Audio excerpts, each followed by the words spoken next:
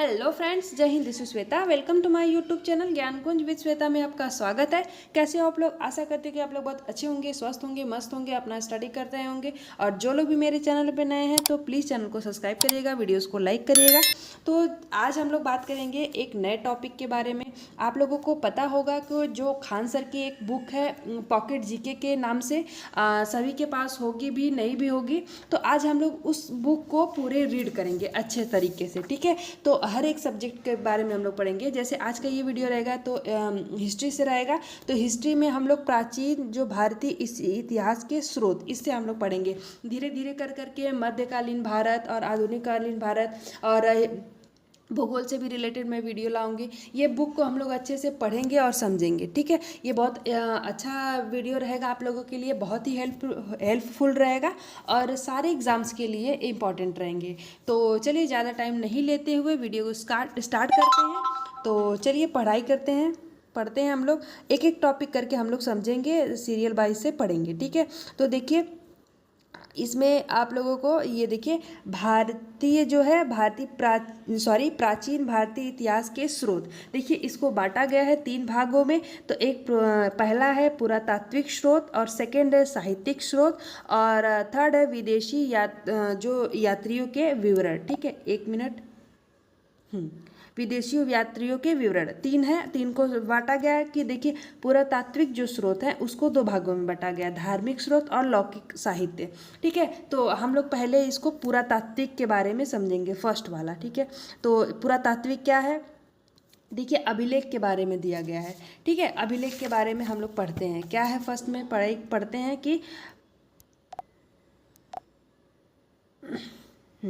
पुरातात्विक स्रोतों के अंतर्गत सर्वाधिक महत्वपूर्ण स्रोत अभिलेख हैं। अभिलेख पाषाण शिलाओं, स्तंभों, ताम्र पत्रों, दीवारों, मुद्राओं पर उत्खनित हैं और अभिलेखों के अध्ययन को एपिग्राफी कहते हैं। देखिए क्वेश्चन पूछेगा कि अभिलेखों के अध्ययन को क्या कहते हैं, तो एपिग्राफी कहते हैं। ऐसे कैसे करके जितने भी क्वेश्चन बनेंगे मैं आप लोगों को वो भी बताती रहूँगी, ठीक है। सेकेंड पॉइंट में क्या है कि सर्वाधिक प्राचीन अभिलेख मध्य एशिया के 1400 ईसा पूर्व बोजगई में जो अभिलेख नाम से मिले हैं, ठीक है।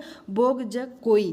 तो इसमें इंद्र, मित्र, वरुण और नासत देवताओं के नाम मिलते हैं, जबकि भारत में सबसे प्राचीन अभिलेख अशोक के 300 ईसा पूर्व के लगभग है, ठीक है। जो भारत में अगर पूछा जाएगा तो अशोक के अभिलेख सबसे प्राचीन है, जो कि 300 ईसा पूर्व के लगभग हैं, ठीक है। तो आगे हम लोग पढ़ते हैं। आगे क्या दिया गया है कि जो भारतीय पुरातत्व विभाग का जनक कौन कहा जाता है? सर अलेक्जेंडर कलिंगम को माना जाता है, ठीक है। जो क्वेश्चन पूछा गया है, हर एग्जाम में पूछा भी जाता है कि भारतीय पुरातत्व विभाग का जनक किसे माना गया है, तो सर अलेक्जेंडर कलिंगम को माना जाता है। तथा भारतवर्ष का प्रथम उल्लेख जो है हाथी गुम्फा अभिलेख में मिलता है, ठीक है।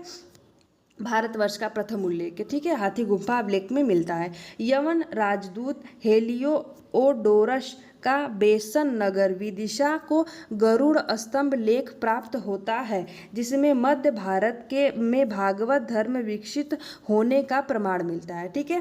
तो नेक्स्ट पॉइंट में क्या है कि दूरभक्षी शब्द का सर्वप्रथम उल्लेख सहगौर अभिलेख से मिलता है। और नेक्स्ट में क्या है कि एरड़ मध्य प्रदेश में है से प्राप्त वराह भगवान पर भूराज तोरमाड़ का लेख अंकित है। सती प्रथा का पहला लिखित साक्ष्य मिलता है। तो क्वेश्चन पूछा जाता है कि जो सती प्रथा का लिखित साक्ष्य कहाँ मिलता है, तो ये देखिए जो हूड़राज तोमड़ का लेख है इसमें मिलता है, एरड़ में, मध्य प्रदेश में है, ठीक है। तो नेक्स्ट पॉइंट में हम लोग पढ़ते हैं। ऐसे ऐसे करके आप लोगों को आप लोग एक रफ एक पेन लेके बैठिए, जिसमें ये पॉइंट को नोट भी कर सकते हैं जो मैं बता रही हूँ, या फिर आप लोग इसको ध्यान से अगर सुनेंगे तो अगर 1-2 बार इस वीडियो को देखेंगे तो आप लोगों को ये याद हो जाएगा, ठीक है। तो नेक्स्ट में क्या है, नेक्स्ट में कि रेशम बुनकर की श्रेणियों की जानकारी मंदसौर अभिलेख से प्राप्त है। ठीक है, अभी मंदसौर अभिलेख से क्या, रेशम बुनकर की जो श्रेणियों की जानकारी वो कहाँ से पूछा जा सकता है, तो आप लोगों को बताना है मंदसौर अभिलेख से प्राप्त है। देखिए डॉक्टर D.R. भंडारकर ने अभिलेखों के अध्ययन के आधार पर मौर्य शासक अशोक का इतिहास लिख दिया है। ठीक है, कौन लिखा है, तो डॉक्टर D.R. भंडारकर ने। ठीक है, तो ऐसे करके लिखा है। एक मिनट फ्रेंड। तो देखिए प्राचीन भारत के राजाओं की प्रशंसा से रचित शिलालेख प्रशस्ति। तो देखिए ये महत्वपूर्ण अभिलेख हैं आप लोगों को। अब मैं इसको ऐसे कर लेती हूँ, आप लोग चाहो तो आप इसको स्क्रीनशॉट ले सकते हैं। ये अभिलेख हर एग्ज़ाम में पूछा जाता है, मोस्ट इम्पॉर्टेंट है। आप लोग इसको नोट कर लीजिए और उसके बाद इसको 1-2 बार करके पढ़िएगा तो याद हो जाएगा। ठीक है, क्या है देखिए हम लोग अभिलेख लिखा है एक साइड में, और ये शासक और अभिलेख की विशेषताएं। तो क्या है देखिए पूछा जाता है ऐसे क्वेश्चन कि हाथी गुम्फा अभिलेख के शासक कौन थे, मतलब ऐसे तो जो है कलिंग राजा खारवेल थे। ठीक है, जूनागढ़ के कौन है, तो रुद्रदामन। ठीक है, ये सुदर्शन झील के बारे में जानकारी मिलती है रुद्रदामन से। ठीक है, इस अभिलेख से। और नासिक अभिलेख से के कौन है, तो गौतमी पुत्र सातकर्णी तथा सातवाहनों की उपलब्धियां हैं। ठीक है, प्राप्त है। तो पूछा जाएगा कि नासिक अभिलेख कहाँ, तो गौतमी पुत्र सातकर्णी। और देखिए प्रयाग प्रशस्ति अभिलेख क्या है, तो समुद्रगुप्त। ठीक है, इनकी जो है दिग्गज जयों की जानकारी मिलती है। ठीक है, और 5 नंबर में क्या है कि एहोल अभिलेख, तो पुलकेशी द्वितीय इनके शासनकाल में था। मंदसौर अभिलेख मालवा नरेश यशोवर्मन के शासनकाल में। सेकंड में क्या है कि ग्वालियर अभिलेख गुर्जर प्रतिहार वंश के इतिहास में जानकारी मिलती है। और भीतरी एवं जूनागढ़ अभिलेख तो स्कंदगुप्त। देवपाड़ा अभिलेख तो बंगाल शासक विजय सेन के बारे में मिलता है। बांसखेड़ा और मधुबल अभिलेख तो हर्षवर्धन की उपलब्धियों का पर प्रकाश है। ठीक है, और बालाघाट एवं कार्ले अभिलेख तो सातवाहनों की उपलब्धियां हैं। और अयोध्या अभिलेख तो शुंगों की उपलब्धियां। और 13 नंबर पे है भरहुत अभिलेख, दो शुंग नरेड़ शब्द खुले होने से शुंगों द्वारा निर्मित है। और एरड़ अभिलेख भानुगुप्त से निर्मित है। ठीक है, तो ऐसे करके आप लोगों को इतने कितने मिला के 14 अभिलेख हैं। आप लोगों को इसको याद करना है। क्वेश्चन पूछ देगा कि जो है हाथी गुम्फा अभिलेख किसके शासनकाल में, तो कलिंग राजा खारवेल के शासनकाल में। ऐसे क्वेश्चन आप लोगों को आएगा। इसको मोस्ट इंपॉर्टेंट है, आप लोगों को याद ही होना चाहिए। ठीक है, आप लोग याद कर लीजिएगा। वीडियो को अगर 2-3 बार देखेंगे तो ज़रूर आप लोगों को चीज़ें याद हो जाएंगी। ठीक है, ऐसे क्वेश्चन पूछा जाता है। तो हम आज देखते हैं आगे। देखिए सिक्के के बारे में देखते हैं कि सिक्के क्या हैं, कैसे सिक्के होते थे। ठीक है, देखिए सिक्कों के अध्ययन को मुद्रा शास्त्र कहते हैं। ठीक है, क्वेश्चन पूछा जाएगा कि सिक्कों के अध्ययन को क्या कहा जाता है, तो मुद्रा शास्त्र कहते हैं। पुराने सिक्के तांबा, चांदी, सोना और सीसा धातु के बनते थे, जबकि प्राचीनतम सिक्कों की आहत सिक्के कहा जाता है। देखिए प्राचीन काल में जो सिक्के होते थे उनको आहत कहा जाता है। क्वेश्चन पूछा जाता है कि आहत सिक्के कौन से होते हैं, तो प्राचीन काल के सिक्के होते हैं। इसी को साहित्य में कारषण कहा जाता है। ठीक है, साहित्य में कारषण कहा जाता है, कारषपड़ा कहा जाता है। सर्वप्रथम सिक्कों पर यवन शासकों ने लेख लिखने का कार्य किया है। क्वेश्चन पूछा जाएगा कि जो सिक्कों पर लेख लिखने का कार्य किसने किया था, तो यवन शासकों ने किया था। ठीक है, कनिष्क के सिक्कों से उसका बौद्ध धर्म का अनुयायी होना प्रमाणित होता है। ठीक है, जो कनिष्क के काल में जो सिक्के थे उनके जो सिक्के हैं, उनके सिक्के देख करके ऐसा लगता था कि नहीं बौद्ध काल के जो सिक्के थे। ठीक है, और नेक्स्ट पॉइंट में क्या है कि इंडो यूनानी तथा इंडो सीथियन शासकों के इतिहास के प्रमुख स्रोत सिक्के हैं। और प्रारंभिक सिक्के जो हैं अधिकतर चांदी के होते थे। उस टाइम के सिक्के अधिकतर चांदी के होते थे, जबकि तांबे के सिक्के बहुत कम थे। ये सिक्के पंचमार्क सिक्के कहते थे। जो चांदी के सिक्के थे इनको हम पंचमार्क सिक्के कहते थे। रोमन सिक्के जो है अरिक मेड़ू पुदुचेरी के पास से प्राप्त हुए थे। देखिए पूछा जाएगा कि जो रोमन सिक्के वो कहाँ से प्राप्त हुए थे, तो ये जो है वो पुदुचेरी के पास से प्राप्त हुए थे, ठीक है। और नेक्स्ट पॉइंट में क्या है कि उत्तर भारतीय मंदिरों की कला शैली नागर शैली कहलाती थी। देखिए क्वेश्चन ऐसे भी पूछा जाता था कि पूछा जाता है सॉरी कि किस जो है साइड के जो मंदिर होते हैं वो कौन सी शैली होती है। तो देखिए उत्तर भारतीय जो मंदिरों की शैली है वो नागर शैली होती थी। दक्षिण भारतीय मंदिरों की जो कला शैली है वो द्रविड़ शैली कहलाती थी। जबकि दक्षिणायन के वे मंदिर जिसमें नागर और द्रविड़ दोनों शैलियों का प्रयोग हुआ है वे बेसन शैली के मंदिर कहलाते थे, ठीक है। जिसमें दोनों नागर और जो है द्रविड़ शैली दोनों में प्राप्त है वो बेसन शैली कहलाती थी। और उत्तर भारतीय मंदिरों की शैली को नागर शैली कहा जाता था और दक्षिण भारतीय मंदिर की शैली को द्रविड़ शैली कहा जाता है, ठीक है।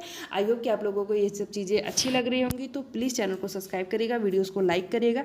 इसको हम लोग डेली ही ऐसे वीडियो लाएंगे कि आप लोगों को पूरा कंप्लीट हो जाएगा पॉकेट जीके जो बुक है, ठीक है। हम लोग बुक के बारे में पूरा अध्ययन करेंगे। तो इसमें देखिए नेक्स्ट पॉइंट में क्या है कि कुषाण काल, गुप्त काल और गुप्तोत्तर काल में जो मूर्तियां निर्मित की गई जन साधारण की धार्मिक आस्थाओं और मूर्ति कला का ज्ञान मिलता है।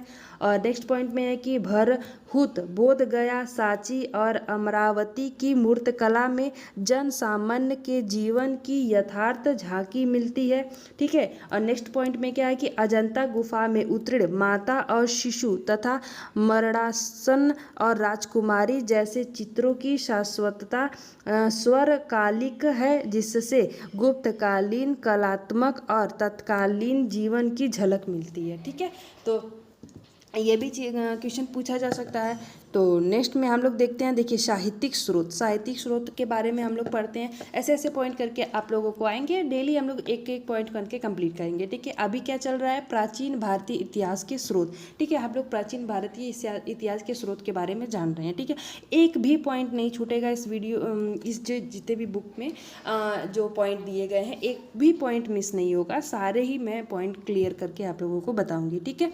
तो साहित्यिक स्रोत में पढ़ते हैं हम लोग क्या है कि वैदिक जो साहित्य उसे, इसके अंतर्गत वेद तथा उससे संबंधित ग्रंथ, पुराण, महाकाव्य, स्मृति आदि हैं। भारत के सबसे प्राचीन ग्रंथ वेद माना जाता है। वेद का शाब्दिक अर्थ है ज्ञान, ठीक है। क्वेश्चन पूछा जाता है कि जो वेद के जो शाब्दिक अर्थ क्या होते हैं, तो ज्ञान होता है, ठीक है। श्रवण जो है परंपरा में सुरक्षित होने के कारण इसे श्रुति भी कहा जाता है, ठीक है। इसे हम वेद को जो है हम श्रुति भी कहते हैं। वेदों के संकलनकर्ता किसे माना जाता है, तो महर्षि कृष्ण द्वैपायन वेद व्यास को माना जाता है, ठीक है। कुल वेद कितने होते हैं, तो देखिए 4 होते हैं। कौन कौन से होते हैं, ऋग्वेद, सामवेद, यजुर्वेद और अथर्ववेद। देखिए क्वेश्चन में चारों वेद आप लोगों को याद होने चाहिए, और एक बात और है कि सीरियल नंबर से याद होना चाहिए। कभी कभी क्वेश्चन को सीरियल नंबर से मिलाने के लिए भी क्वेश्चन दे देते हैं कि ऐसे इधर उधर लिख देंगे और आप लोगों को जो है इसको सीरियल नंबर से, ये सीरियल नंबर ही है, ऋग्वेद, सामवेद, यजुर्वेद और अथर्ववेद, ठीक है। तो हम लोग एक एक करके सारे ही जो है वेदों के बारे में पढ़ेंगे। तो फर्स्ट में क्या है, ऋग्वेद। ब्राह्मण साहित्य में सबसे प्राचीन ग्रंथ जो है ऋग्वेद है। ऋग्वेद में ऋक का अर्थ छंदों तथा चरणों से मुक्त यंत्र है, ठीक है। जो ऋक का क्या अर्थ होता है, तो छंदों और चरणों से मुक्त यंत्र होता है। ऋचाओं के क्रमबद्ध ज्ञान के संग्रह को ऋग्वेद कहा जाता है। ऋग्वेद किसे कहा जाता है, तो देखिए ऋचाओं के क्रमबद्ध ज्ञान के संग्रह को, ठीक है। तो इसमें कौन से 10 मंडल होते हैं, 1028 सूक्ति होती हैं और 10,462 ऋचाएँ होती हैं। देखिए क्वेश्चन पूछा गया है कि ऋग्वेद में कितने सूक्ति होते हैं या फिर कितने मंडल होते हैं या फिर कितने ऋचाएँ होते हैं, तो आप लोगों को ये चीज़ें याद होनी चाहिए। देखिए कितने आगे क्या है कि वेद के जो ऋचाओं को पढ़ने वाले ऋषि को होत्र कहते हैं। तो वेद के जो ऋचाओं को पढ़ने वाले ऋषि को क्या कहा जाता है, तो होत्र कहा जाता है। विश्वामित्र द्वारा रचित ऋग्वेद के 3रे मंडल में सूर्य देवता सावित्री को समर्पित प्रसिद्ध गायत्री मंत्र है। इसमें 9वें मंडल में सोम देवता का उल्लेख मिलता है। देखिए क्वेश्चन पूछा गया है कि जो 90 मंडल में कौन से देवता का उल्लेख मिलता है और जो है ऋग्वेद को किसने लिखा है, तो विश्वामित्र द्वारा रचित है। और गायत्री मंत्र किस वेद में है, तो ऋग्वेद में है। ऐसे ऐसे क्वेश्चन बने हैं, ठीक है। और नेक्स्ट हम लोग पढ़ते हैं क्या कि मंडल में सोम देवता, ये हम लोग पढ़ चुके हैं। बाद में जोड़े गए 10वें मंडल में पहली बार शूद्रों का उल्लेख किया गया जिसे पुरुष सूक्त कहा गया। इसके अनुसार 4 वर्ण जैसे ब्राह्मण, क्षत्रिय, वैश्य और शूद्र आदि पुरुष ब्रह्मा के जो है क्रमशः मुख, भुजा और जंघाओं, चरणों से उत्पन्न हुए हैं, ठीक है। जो ब्रह्मा के जो भुजा और जंघा और मुख, चरणों से उत्पन्न हुए हैं। कौन कौन से? ब्राह्मण, क्षत्रिय, वैश्य और शूद्र, ठीक है। ऋग्वेद में इंद्र के लिए 250 तथा अग्नि के लिए 200 ऋचाएं मंत्रों की रचना की गई है, ठीक है। पूछा गया है क्वेश्चन की जो इंद्र के लिए कितनी जो ऋचाओं के मंत्र की रचना की गई है ऋग्वेद में, तो 250 और अग्नि के लिए 200, ठीक है। माँ वामनावतार के 3 पंगों के आख्यान का प्राचीनतम स्रोत ऋग्वेद है, ठीक है। यूनेस्को ने जो है ऋग्वेद की 30 पांडुलिपियों को 2007 में memory of the world register में शामिल किया गया है, ठीक है। ये पॉइंट आप लोगों को इम्पॉर्टेंट है, ये पॉइंट आप लोगों को याद होनी चाहिए, ठीक है। तो हम लोग ये ऋग्वेद के बारे में जान लिए हैं। और अब हम लोग नेक्स्ट में क्या पढ़ेंगे, यजुर्वेद के बारे में, ठीक है। यजुर्वेद के बारे में क्या है कि यजुर का अर्थ है यज्ञ। यजुर्वेद में यज्ञों के नियमों एवं विधि विधानों का संकलन मिलता है। वैदिक जो है मंत्रों के संग्रह यजुर्वेद में बताए गए हैं। यह जो है व्याख्यान से संबंधित है। देखिए पूछा जाता है कि जो यज्ञों के नियम में विधि हैं वो किसमें मिलते हैं, तो यजुर्वेद में मिलते हैं, ठीक है। यजुर्वेद में मंत्रों का उच्चारण करने वाला जो पुरोहित है उसको क्या कहते हैं, अधर्व्यु कहा जाता है, ठीक है। एक ऐसा वेद जो गद्य व पद दोनों शैली में है, यजुर्वेद व कर्मकांड प्रधान है, ठीक है। इसमें जो यजुर्वेद कर्मकांड प्रधान है ये गद्य और पद दोनों शैली में प्राप्त हैं। इसके 2 भाग है, क्या है, कृष्ण यजुर्वेद और शुक्ल यजुर्वेद का। इसके 2 जो है भाग होते हैं। तो यजुर्वेद ये देखिए कंप्लीट हो गया है। अब हम लोग नेक्स्ट में पढ़ते हैं 3rd नंबर सामवेद। शाम का शाब्दिक अर्थ ज्ञान या संगीत है। देखिए पूछा जाता है क्वेश्चन की जो संगीत से रिलेटेड कौन से वेद होते हैं, तो सामवेद होते हैं, ठीक है। और इसमें मुख्यतः यज्ञों के अवसर पर गाए जाने वाले मंत्रों ऋचाओं का संकलन है, ठीक है। इसके मंत्रों को गाने वाला उद्गाता कहा जाता है, ठीक है। जो सामवेद के मंत्रों को गाता है उसे क्या कहते हैं उसको हम लोग उद्गाता कहा जाता है। इसे भारतीय संगीत का जनक माना जाता है। देखिए क्वेश्चन पूछा गया है कि कौन से वेद को भारतीय संगीत का जनक माना जाता है, तो सामवेद को भारतीय संगीत का जनक माना जाता है, ठीक है। नेक्स्ट में क्या है हम लोग पढ़ते हैं। देखिए सामवेद में कुल जो 1875 ऋचाएँ मंत्र हैं, जिसमें 75 से अतिरिक्त शेष ऋग्वेद से ली गई हैं। अवेग गंधर्व वेद इसकी प्रमुख शाखाएं हैं, कौमुदी और जैमिनी और रामायणी, ठीक है। जो गंधर्व वेद इसकी प्रमुख शाखाएं हैं, ठीक है। और इसमें ऋचाएँ कितनी हैं, 1875, जिसमें 75 से अतिरिक्त शेष जो है ऋग्वेद से ली गई हैं, ठीक है। तो हम लोग अब सामवेद कंप्लीट हो गया है। अब हम लोग अथर्ववेद के बारे में पढ़ेंगे। तो अथर्ववेद क्या है, अथर्वा नामक ऋषि इसके प्रथम दृष्टा हैं, ठीक है। अथर्वा नामी जो ऋषि थे उन्होंने ये बात लिखी थी। इन्हीं के नाम पर इसे इस जो है अथर्ववेद कहा गया है। इस वेद को अथर्ववेद कहा गया है, ठीक है। इस वेद की और रचयिता कौन है, अंगिरस ऋषि हैं, ठीक है। अंगिरस ऋषि हैं।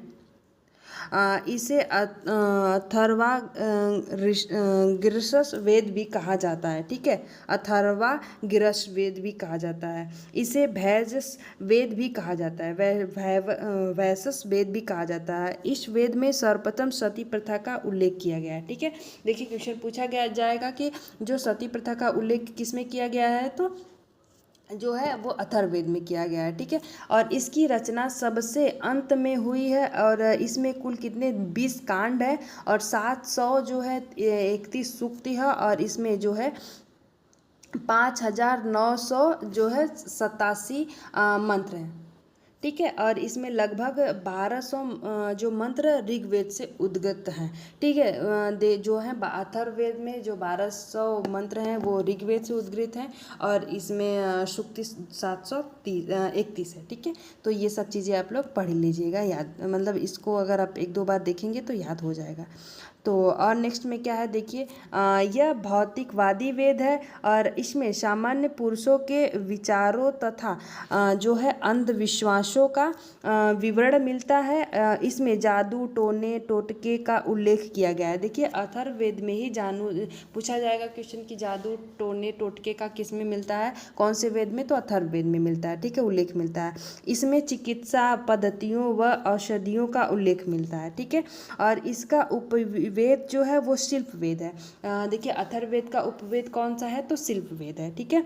और इस वेद में आर्य एवं अनार्य सभ्यता एवं संस्कृति का प्रभाव दिखाई देता है।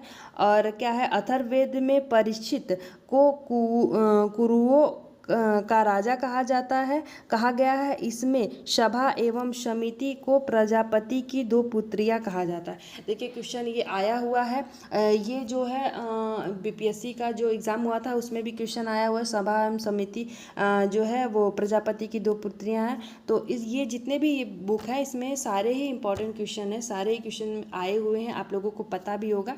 तो ये ऐसी बुक है इसीलिए मैं इसको कंप्लीट करवा रही हूँ, ठीक है। और देखिए पृथ्वी सूक्त अथर्ववेद का प्रतिनिधि सूक्त माना गया है, ठीक है। और चारों वेदों के एक एक उपवेद भी हैं, जैसे कि आप लोगों को बता दूं मैं, जो ऋग्वेद का उपवेद है वो आयुर्वेद है और सामवेद का गंधर्ववेद है और यजुर्वेद का उपवेद धनुर्वेद है और अथर्ववेद का उपयोग अर्थशास्त्र है, ठीक है। उपवेद क्वेश्चन में पूछा गया है और आता भी है, तो आप लोग को याद होना चाहिए। देखिए ऋग्वेद का क्या है, वो ऋग्वेद का आयुर्वेद है, सामवेद का गंधर्ववेद है, यजुर्वेद का धनुर्वेद है और अथर्ववेद जो है अथर्ववेद का जो है अर्थशास्त्र, ठीक है। तो हम लोग अब क्या पढ़ेंगे, ये जो है ब्राह्मण साहित्य के बारे में पढ़ेंगे, ठीक है। ब्राह्मण साहित्य क्या है, देखिए हम लोग पढ़ते हैं। जो इसकी रचना वैदिक संहिताओं की व्याख्या करने हेतु सरल गद्य में की गई। ब्रह्मा का अर्थ यज्ञ है, अतः यज्ञ के विषयों का प्रतिपादन करने वाले ग्रंथ ब्राह्मण कहते हैं, ठीक है, कहलाते हैं। ऐतरेय में राज्याभिषेक के नियम एवं प्राचीन राजाओं के नाम दिए गए हैं। शतपथ ब्राह्मण में गंधार, शल्य, कैकेय, कुरु, पंचाल, कोशक जो है विदेह आदि राजाओं के नाम दिए उल्लेख है, ठीक है। देखिए ब्राह्मण ग्रंथ क्या है, तो जितने भी हम लोग ये आप लोगों को जो हम पढ़े हैं वेद के बारे में, तो वेद देखिए इधर सबके उपवेद है, मैं अभी आपको बताई, और सबके उपनिषद हैं और ब्राह्मण ग्रंथ है। तो ये आप लोगों को ये चार्ट याद होना चाहिए। आप चाहें तो इसको स्क्रीनशॉट कर सकते हैं, ठीक है, आप चाहें तो इसको स्क्रीनशॉट कर सकते हैं। देखिए हम लोग इसको पढ़ते हैं, पहले हम लोग समझते हैं इसको क्या है। देखिए ऋग्वेद के जो उपनिषद क्या होते हैं, तो ऐतरेय और कौस्तकी होते हैं। ऋग्वेद के उपनिषद क्या होते हैं, ऐतरेय और कौस्तकी। और यजुर्वेद के उपनिषद क्या होते हैं, तो श्वेताश्वतर, ईशात या फिर तैत्तरेय और मैत्रायणी, ठीक है, इसको हम लोग पढ़ेंगे। और सामवेद के क्या होते हैं, छांदोग्य और केन। और अर्थवेद के क्या है, मुंडक और प्रश्न मांडुक्य। और देखिए ऋग्वेद के जो उपवेद क्या है, मैं अभी आपको ऊपर पढ़ाई हूँ कि आयुर्वेद होते हैं और यजुर्वेद के धनुर्वेद होते हैं उपवेद, और सामवेद के गंधर्ववेद होते हैं, अथर्ववेद के शिल्प वेद होते हैं। और देखिए वेद के ब्राह्मण ग्रंथ क्या हैं, तो ऋग्वेद के ब्राह्मण ग्रंथ ऐतरेय और कौस्तकी ब्राह्मण होते हैं। और यजुर्वेद के जो है शतपथ और तैत्तरीय ब्राह्मण होते हैं। और सामवेद के जो होते हैं वो ब्राह्मण से तांड ब्राह्मण भी कहे जाते हैं, ठीक है, षड्विश ब्राह्मण। और अथर्ववेद के जो होते हैं वो ब्राह्मण ग्रंथ जो होते हैं वो गोपत ग्रंथ कहा जाता है, गोपत ब्राह्मण कहा जाता है, ठीक है। तो ये आप लोगों को चार्ट याद होना होना चाहिए। और देखिए अब हम लोग पढ़ते हैं अब किसके बारे में, आरण्यक साहित्य के बारे में, ठीक है। तो इसको हम लोग पढ़ते हैं। इसकी रचना जो है आरण्यक में जंगल मतलब जंगलों में जो जंगल आरण्यक में पढ़ाए जाने के कारण इन्हें आरण्यक कहा गया है, ठीक है। जो जंगल में पढ़ाए जाते हैं इसी को यह आरण्यक कहा जाता है। इस ब्राह्मण ग्रंथ का अंतिम भाग जिसमें दार्शनिक और रहस्यात्मक ज्ञान के विषयों का वर्णन किया गया है, ठीक है। आरण्यक कुल 7 हैं। कौन कौन से, ऐतरेय, सांख्यायन और तैत्तिरीय और मैत्रायणी और फिर क्या है, मध्य दिन, तत्वरकार और छंदोग्य। और उपनिषद क्या होते हैं, तो उपनिषद देखिए, उपनिषद 108 होते हैं। क्वेश्चन पूछा गया है कि उपनिषद कितने होते हैं, तो उपनिषद जो हैं 108 होते हैं, ठीक है। उपनिषद का जो शाब्दिक अर्थ क्या है, उपनिषद मतलब उपनिष्ठान पूर्वक मतलब सद बैठना, अर्थात जो है गुरु के समीप बैठना। सीधी सीधी आप बात मतलब बैठ जाइए कि जो उपनिषद का शाब्दिक अर्थ क्या होता है, तो गुरु के समीप निष्ठापूर्वक बैठना, ठीक है। इसे वेदांत भी कहा जाता है। उपनिषद को वेदांत भी कहा गया है क्योंकि यह वेदों का अंतिम भाग है, ठीक है। इसका संबंध दर्शन शास्त्र से है। उपनिषद मुख्यतः ज्ञान मार्गी रचनाएं हैं। उपनिषदों की कुल संख्या कितनी होती है, 108 होती है, जो मैं पहले भी बताई हूँ। किंतु जो प्रामाणिक उपनिषद होते हैं वो 12 ही होते हैं, ठीक है। 108 इनकी पूरी संख्या होती है, लेकिन जो प्रामाणिक उपनिषद हैं वो 12 ही होती हैं। और 12 उपनिषद में से देखिए ईश है, केन और कंठ, प्रश्न, मुंडक और मांडुक्य और तैत्तिरीय और क्या है, ऐतरेय, छांदोग्य और श्वेताश्वतर और कौस्तुकी और फिर बृहदारण्यक और क्या है, 12 ये हो गए, ठीक है। शंकराचार्य ने आरंभिक 10 उपनिषदों का भाष्य लिखा है। देखिए कंठोपनिषद में यम व नचिकेता का संवाद है, ठीक है। छंदोपनिषद में बौद्ध धर्म का पंचशील सिद्धांत व श्री कृष्ण का प्राचीनतम उल्लेख मिलता है, ठीक है, जो शंकराचार्य ने लिखा था। और हम लोग नीचे देखते हैं, नीचे क्या है, देखिए भारत का राष्ट्रीय आदर्श वाक्य सत्यमेव जयते किस में मिलता है, तो मुंडोक उपनिषद में मिलता है, ठीक है। ये क्वेश्चन पूछा गया है। जो भी क्वेश्चन आए गए हैं एग्जाम में तो मैं आप लोगों को जरूर बता दूंगी, ठीक है। क्वेश्चन आया है ये इंपॉर्टेंट है। देखिए जाबालोपनिषद में चारों आश्रम व्यवस्था का उल्लेख मिला, ये भी क्वेश्चन आया हुआ है। ऐतरेय उपनिषद में बौद्ध धर्म का अष्टांगिक मार्ग का उल्लेख है। बृहदारण्यक उपनिषद में अहम ब्राह्मिक पुनर्जन्म का सिद्धांत है। याज्ञवल्क्य गार्गी संवाद का वर्णन है, ठीक है। वेदांत क्या है, वैदिक साहित्य को समझने हेतु इसकी रचना की गई है। इसकी 6 संख्या है, ठीक है। वेदांत की 6 संख्या कौन कौन से होते हैं, देखिए एक शिक्षा होता है, कल्प होता है, व्याकरण है और निरुक्त है, छंद है, ठीक है, और ज्योतिष है। ये 6 जो है वो वेदांत है। तो शिक्षा क्या है, वैदिक स्वरों के शुद्ध उच्चारण हेतु शिक्षा का निर्माण हुआ। और कल्प, ये ऐसे कल्प सूत्र होते हैं जिनमें विधि और नियम का उल्लेख है, ठीक है। और व्याकरण क्या है, इसमें नामों एवं धातुओं की रचना, उपसर्ग एवं प्रत्यय के प्रयोग, समासों एवं जो है संधि आदि के नियम बताए गए हैं। और निरुक्त क्या है, शब्दों की उत्पत्ति का शास्त्र है, यह एक प्रकार का भाषा विज्ञान है, ठीक है। और छंद क्या है, छंद जो है वैदिक मंत्र प्राय छंदबद्ध है, ठीक है। और लास्ट में क्या है कि ये ज्योतिषी, ठीक है। लिखिए देखिए छंद में शास्त्र पर जो है पिंडगल मुनि का ग्रंथ है, छंद सूत्र उपलब्ध है, ठीक है। और ज्योतिषी में इसमें ज्योतिष शास्त्र के विकास को दिखाया गया है। तो ज्योतिष में कुल 44 श्लोक हैं। सबसे प्राचीन जो आचार्य जो मगध मुनि है, ठीक है। आप लोगों को क्वेश्चन पूछ सकता है कि जो ज्योतिष के सबसे प्राचीनतम आचार्य कौन है, तो मगध मुनि है, ठीक है। और सूत्र क्या है, देखिए वैदिक साहित्य को अक्षुण्ण बनाए रखने के लिए सूत्र साहित्य का प्रणयन किया गया ऐसे सूत्र जिसमें विधि और नियमों का प्रतिपादन किया जाता है कल्प सूत्र कहलाते हैं। कल्प सूत्रों के 3 भाग होते हैं, शोध सूत्र और या फिर गृह सूत्र। शोध सूत्र कौन होते हैं? यज्ञ संबंधी नियम। और गृह सूत्र होते हैं लौकिक एवं पारलौकिक कर्तव्यों का विवेचन। ठीक है, तो ये आप लोगों के कौन से हो गए? ये आप लोगों के पूरे जो वेदांग हैं वो कंप्लीट हो गए, 6 वेदांग। तो अब हम लोग पढ़ते हैं, देखिए धर्म सूत्र के बारे में। ठीक है, धर्म सूत्र के बारे में अब हम लोग पढ़ते हैं।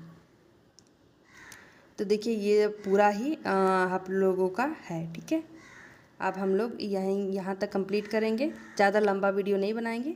तो देखिए धर्मसूत्र के बारे में क्या है कि जो धर्मसूत्र है धार्मिक, सामाजिक एवं राजनैतिक कर्तव्यों का विवेचन है। प्रमुख सूत्रकारों के गौतम, बौधायन, आपत्तिस्पंद, विशिष्ट आदि के नाम विशेष रूप से उल्लेखनीय है। गौतम धर्मसूत्र सबसे प्राचीन है। ठीक है, पुराण क्या है? पुराण का शाब्दिक अर्थ प्राचीन आख्यान होता है। पुराणों की संख्या कितनी होती है? 18 होती है। क्वेश्चन पूछा गया है। पुराणों की जो रचना है लोम हर्ष एवं उग्रवश्रवा ने की है। ठीक है, 5वीं से 4वीं शताब्दी ईसा पूर्व में पुराण ग्रंथ अस्तित्व में आ चुके थे। ठीक है, 5वीं से 4वीं शताब्दी के बीच में। ठीक है, अमरकोश में पुराणों के 5 विषय बताए गए हैं, मार्कंडेय, ब्रह्म, वायु, विष्णु। ठीक है, भागवत और मत्स्य सबसे प्राचीन पुराण है। क्वेश्चन पूछा गया है कि जो है सबसे प्राचीन पुराण कौन से होते हैं? तो मत्स्य पुराण होते हैं। ठीक है, वायु पुराण गुप्त कुवंश के थे। विष्णु पुराण जो है मौर्य वंश में माने जाते थे। ठीक है, और मत्स्य पुराण जो है आंध्र सातवाहन से संबंधित है। ठीक है, मत्स्य पुराण, वायु, विष्णु, भागवत, ब्रह्मा पुराण में ही राजाओं की वंशावली पाई जाती है। ठीक है, क्वेश्चन ये बार बार क्वेश्चन आया है, मत्स्य पुराण जो सबसे प्राचीन पुराण होते हैं। ठीक है, और ये भी क्वेश्चन आया है कि जो मौर्य वंश में विष्णु पुराण होते थे और वायु पुराण गुप्त वंश में होते थे। ठीक है, ये भी क्वेश्चन आया हुआ है। नेक्स्ट पॉइंट पढ़ते हैं हम लोग कि सामाजिक एवं सांस्कृतिक दृष्टि से अग्नि पुराण का काफ़ी महत्व है। इसमें राजतंत्र के साथ साथ कृषि संबंधी विवरण भी दिया गया है। सर्वप्रथम पॉजिटर ने पुराणों के ऐतिहासिक महत्व को पढ़ा। पुराण संबंधी वंश मत्स्य, शुंग और सातवाहन वंश, विष्णु व मौर्य वंश, वायु, गुप्त वंश, वेद, उपनिषद, पुराण और धर्म सूत्र संस्कृति भाषा में लिखे गए हैं। वैदिक भजनों या मंत्रों के संग्रह को संहिता कहा जाता है। ठीक है, ये आप लोगों के कंप्लीट हो गए। आप देखिए ये जो है स्मृति साहित्य। ठीक है, स्मृति साहित्य के बारे में हम लोग थोड़ा सा पढ़ते हैं। ठीक है, स्मृति साहित्य क्या है? तो देखिए मनुस्मृति, प्राचीनतम स्मृति जो है मनुस्मृति कहलाती है। और शुंग व सातवाहन वंश की जानकारी जो है जर्मन दार्शनिक नीत्शे कहलाता है। बाइबिल को जला दो, मनुस्मृति को अपनाओ। ठीक है, ये बात कही गई थी। और टीकाकार जो भारूची जो मेधातिथि जो है गोविंद राज कुल्लुक भट्ट। ठीक है, याज्ञवल्क्य स्मृति जो है टीकाकार विश्वरूप और विज्ञानेश्वर अपारकटक। ठीक है, नारद स्मृति, इसमें दासों की मुक्ति का उल्लेख है। ठीक है, और काव्यायन में है, इसमें जो है आर्थिक गतिविधि का उल्लेख है। क्वेश्चन ये पूछे गए हैं, ये दोनों क्वेश्चन पूछे गए हैं। ठीक है, और ये मनुस्मृति के भी क्वेश्चन पूछे गए हैं। अब देखिए हम लोग पढ़ते हैं जो बौद्धिक साहित्य के बारे में। ठीक है, ये हम लोग साहित्य के बारे में जान रहे हैं। आरण्यक साहित्य पढ़े हम लोग, आरण्यक साहित्य, फिर स्मृति, फिर हम लोग बौद्ध साहित्य के बारे में पढ़ते हैं। बौद्ध और जैन, ये आज की वीडियो में ये 2 पढ़ेंगे हम लोग। बौद्ध साहित्य सबसे बौद्ध ग्रंथ त्रिपिटक है। ठीक है, जो त्रिपिटक ग्रंथ है वो बौद्ध ग्रंथ होता है और यह पाली भाषा में लिखा गया है। क्वेश्चन पूछा गया है कि पाली भाषा जो बौद्ध ग्रंथ को किस भाषा में लिखा गया है? तो पाली भाषा में लिखा गया है। और त्रिपिटक में क्या है? विनय पिटक, सुत्त पिटक और अभिधम्म पिटक। ये भी क्वेश्चन में आता है, तीनों पूछा जाता है और तीनों को मतलब 22 सीरियल नंबर आप लोगों को मिलाना रहता है। क्वेश्चन ऐसे भी आता है। ठीक है, मिलाने के लिए बुद्ध की शिक्षाओं को संकलित कर इन्हें 3 भागों में बांटा गया गया। इन त्रिपिटकों की रचना बुद्ध के निर्वाण प्राप्त करने के बाद हुई। बुद्ध के पूर्व जन्म की कथाओं को जातक कहा जाता है। ठीक है, जातक किसे कहा जाता है? तो बुद्ध के पूर्व जन्म की कथाओं को। और निकायों में बौद्ध धर्म के सिद्धांत व कहानियों का संग्रह है। और हीनयान का प्रमुख ग्रंथ कथा वस्तु है, जिसमें जो है महात्मा बुद्ध का जीवन चरित्र अनेक कथाओं के साथ उल्लेखित है। ठीक है, हीनयान का जो ग्रंथ है वो कथा वस्तु है। और जातक किसे कहा जाता है? जो बुद्ध के पूर्व जन्मों की कथा को संग्रहित करता है। ठीक है, अब हम लोग जैन साहित्य के बारे में पढ़ते हैं। जैन साहित्य को आगमन सिद्धांत भी कहा जाता है और ये प्राकृतिक भाषा में लिखी गई है। ठीक है, जैन आगमन में सबसे महत्वपूर्ण 12 अंग हैं। ठीक है, इसमें 12 अंग, 12 उपांग और 10 प्रकीर्ण और 6 छेद सूत्र, 4 मूल सूत्र हैं। अनुयोग सूत्र एवं नंदी सूत्र की गणना की जाती है। जैन धर्म का प्रारंभिक साहित्य कल्प सूत्र से ज्ञात होता है। इसकी रचना भद्रबाहु ने की थी। और आचारांग सूत्र में जैन भिक्षुओं के आचार नियमों का उल्लेख है। भगवती सूत्र में महावीर के जीवन की शैलियों पर प्रकाश डालता है। जैन ग्रंथों में सबसे महत्वपूर्ण हेमचंद्र कृति परिशिष्ट परवन है, जिसकी रचना 12वीं शताब्दी में हुई है। ठीक है, तो ये हम लोग जैन साहित्य भी पढ़ चुके, कंप्लीट कर चुके। तो ये आप हम लोग नेक्स्ट वीडियो में पढ़ेंगे लौकिक साहित्य के बारे में। ये नेक्स्ट वीडियो में, क्योंकि वीडियो थोड़ी लेंथी हो जाएगी, आप लोगों को बोरिंग महसूस होगा। और देखिए, इस वीडियो को अगर 1-2 बार आप लोग देखेंगे तो चीज़ें याद हो जाएंगी आप लोगों को। और अगर आप लोगों को मेरा वीडियो अच्छा लगा होगा, आप लोगों के लिए यूज़फुल होगा, तो प्लीज़ चैनल को सब्सक्राइब करिएगा, वीडियोज़ को लाइक करिएगा, अपने फ्रेंड सर्कल में ज़रूर सेंड करिएगा। क्योंकि ये जो वीडियो है वो मोस्ट इम्पॉर्टेंट सभी के लिए है, जो लोग भी ऑल मतलब गवर्नमेंट एग्ज़ाम्स की तैयारी कर रहे हैं उनके लिए है। और ये जो बुक है मैं पूरा कंप्लीट करवाना चाहती हूँ आप लोगों को, क्योंकि ये बुक जो है वो पॉकेट डिक्शनरी जो है खान सर की, ये इसमें मोस्ट इम्पॉर्टेंट टॉपिक्स दिए हुए हैं और पॉइंट दिए हुए हैं क्लियर, और ज़्यादा लेंदी भी नहीं है, तो इसीलिए मैं आप लोगों को करवाना चाहती हूँ। ठीक है, तो और आगे से लौकिक साहित्य के बारे में हम लोग पढ़ेंगे नेक्स्ट वीडियो में। तब तक के लिए थैंक यू सो मच, और स्टडी करते रहिए, अपना ध्यान रखिए फ्रेंड। मिलते हैं नेक्स्ट वीडियो में। जय हिंद।